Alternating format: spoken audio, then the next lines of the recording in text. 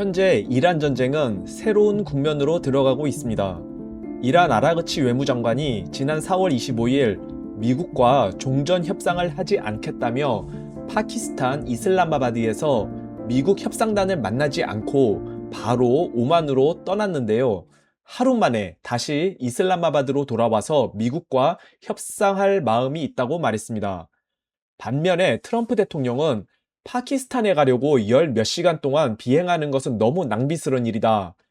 이란은 협상하고 싶으면 전화하라고 일침을 놓았습니다. 그리고 트럼프 대통령은 미국이 모든 카드를 쥐고 있다고 말했습니다. 그 카드가 뭘까요? 일단 군사적 카드가 있습니다. 2월 28일 오전 9시 45분 이스라엘의 전폭기 편대가 테헤란의 알리 하메네이 집무실을 공격함으로써 미국 이스라엘 연합군의 대이란 전쟁이 시작됐습니다. 그리하여 알리 하메네이 최고 지도자와 혁명수비대 최고 사령관들을 비롯한 이란의 40여 명의 수뇌부가 한날 한시에 일제히 몰살됐습니다. 이후 40일간의 대대적 공습이 이어지며 이란의 공군력 100% 파괴, 공공망 95% 이상 파괴, 해군력 95% 이상 등이 파괴되며 이란의 군사력은 사실상 괴멸되었습니다. 참고로 여기서 방공망이 100% 파괴가 아니라 95%가 파괴되었다고 언급한 이유는요. 이란의 S-300, S-400 같은 고가의 고고도, 중고도 방공 시스템은 100% 파괴되었지만 35mm 대공포나 멤페즈 휴대용 대공 미사일 같은 저가의 저고도 방공망은 일부가 남아있을 수 있기 때문에 95%가 파괴되었다고 말한 것입니다. 이제 이란에 남아있는 유일하게 위협적인 군사력은 탄도미사일이 40% 정도, 발사대가 30% 정도 남아있는 것으로 추정되며 드론은 아직까지 수천 개가 남아있을 것으로 예상되고 있습니다만 지난 40일간의 폭격으로 이란의 미사일, 드론 제조 시설이 모두 파괴되었기 때문에 미국과 이스라엘의 공격이 다시 시작되면 남아있는 이란의 미사일 드론 전력은 빠른 속도로 줄어들 것입니다.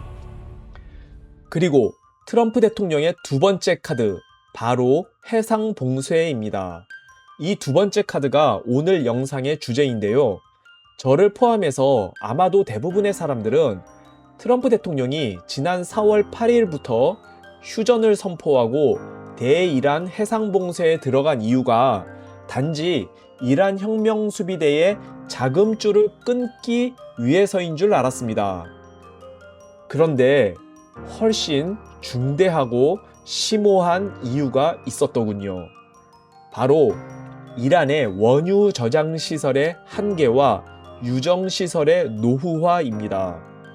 지난 4월 22일 스캇 베센트 재무장관이 처음으로 하르그 섬의 원유 저장 탱크가 곧 포화될 것이고 이로써 이란의 유정들도 폐쇄 수순을 밟게 될 것이라고 말했습니다. 저는 이때까지만 해도 이란의 원유 저장고가 가득 차서 더 이상 원유를 보관할 곳이 없게 된다는 것이 정확히 무엇을 의미하는지 몰랐습니다.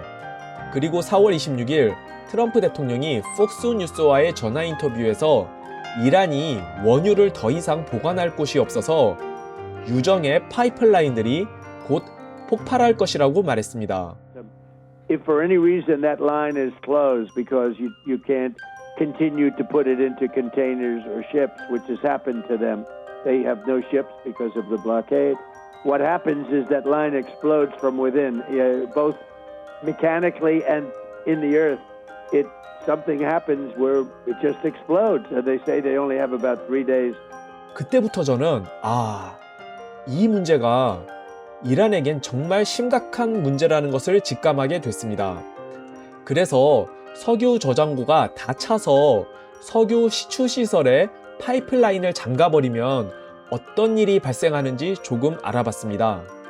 석유 시추시설에 파이프라인을 잠가버리면 여러 가지 심각한 문제가 발생한다고 합니다. 첫째, 일단은 파이프라인 안에 있는 석유가 굳어버리게 됩니다. 둘째, 이렇게 굳어버리면 유정 안에 있는 유류 압력과 가스 압력이 차서 트럼프 대통령이 말한 대로 폭발할 수가 있습니다. 마지막으로 셋째, 사실은 이 세 번째 이유가 앞에 두 가지보다 훨씬 심각한 문제라고 합니다. 바로 워터 코닝이라는 현상인데요. 석유 유정이라는 것은 오직 석유만 고여있는 석유의 호수가 아닙니다. 대부분의 유정들은 거대한 안반 지층 속에 가스층과 석유층과 물층으로 나뉘어 있거나 복잡하게 섞여 있습니다. 석유를 시추한다는 것은 이러한 복잡한 안반 속에서 고도의 밸런스를 유지하며 석유를 뽑아내는 것입니다. 이러한 유정의 시추 작업이 갑자기 멈춰버리게 되면 가스와 석유와 물의 압력 밸런스가 무너지며 물이 석유층으로 빨려 들어가게 되는데 이것을 워터 코닝 현상이라고 합니다. 이 워터 코닝 현상이 발생하면 해당 유정들은 거의 복구가 불가능하게 되어 폐 유정이 되어버린다고 합니다. 바로 이러한 현상들이 이란의 시추 유정들에서 발생할 수 있기 때문에 이란의 원유 저장 탱크들이 모두 가득 차버리게 되면 이란은 큰 문제에 직면하게 되는 것이죠. 그렇다면 저는 여기서 궁금증이 하나 생겼습니다.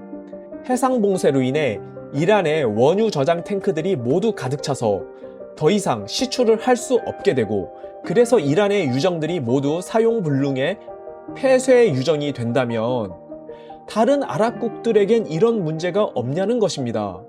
똑같이 해상 봉쇄로 아랍국들도 석유 수출을 못하고 있지 않습니까? 이에 대해서 알아보니 사우디아라비아, 아랍에미레이트, 바레인, 쿠웨이트 등 다른 아랍국들은 모두 원유 저장 탱크 용량이 아직 많이 남아 있다고 합니다.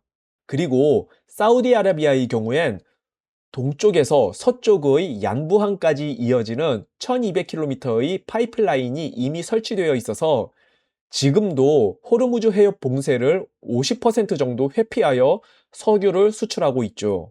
그리고 오일 유정에 설치된 석유 시추 시설에 있어서도 이란의 시추 시설들은 오래되고 낡은 데 반해 아랍국들의 시추 시설들은 훨씬 현대적이어서 앞서 언급한 석유의 경화, 그로 인한 압력의 폭발, 그리고 워터 코닝 현상들을 상당 부분 극복할 수 있다고 합니다. 또 하나 저는 궁금한 점이 있었는데요. 만약 이란 혁명 수비대가 석유를 그냥 바다에 버릴 수도 있지 않을까라는 생각이 들었던 것입니다.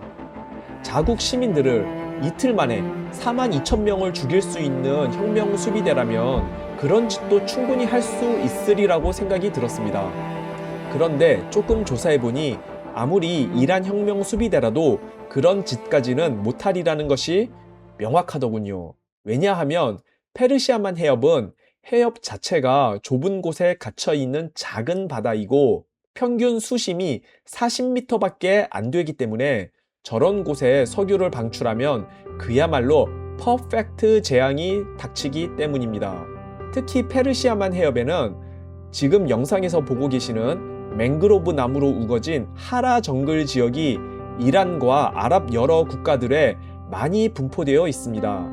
이런 곳은 사막 지역이 대부분인 아랍 국가들에겐 굉장히 소중한 자연유산이며 관광 자원이기 때문에 이런 곳이 석유 유출로 망가지면 그야말로 돌이킬 수 없는 분노에 직면하게 되는 것이죠. 이는 이란 국민들에게뿐 아니라 아랍 전체의 분노를 사게 됩니다. 결국 이슬람 신정체제는 자신들의 국부를 국민들을 위해 기간산업과 인프라에 투자한 것이 아니라 미국과 이스라엘에게 죽음을 이라는 국가 슬로건을 따라 모든 국부를 미사일 개발과 테러리스트를 키우는 데만 소진함으로써 자신들이 먼저 시작한 해상 봉쇄가 오히려 자신들의 패망을 재촉하는 자충수가 된 것입니다.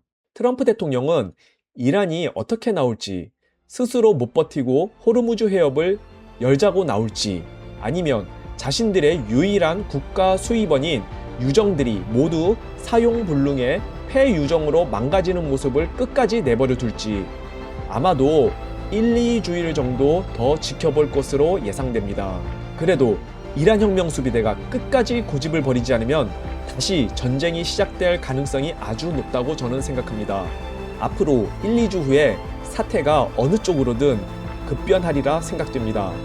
또 영상 올리도록 하겠습니다. 감사합니다.